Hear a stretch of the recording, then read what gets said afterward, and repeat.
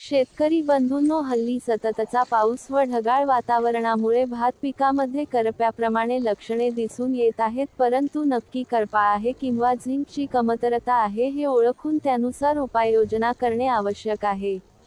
या व्हिडिओमध्ये आपण जे पाहत आहात झिंकची कमतरता लक्षणे आहेत.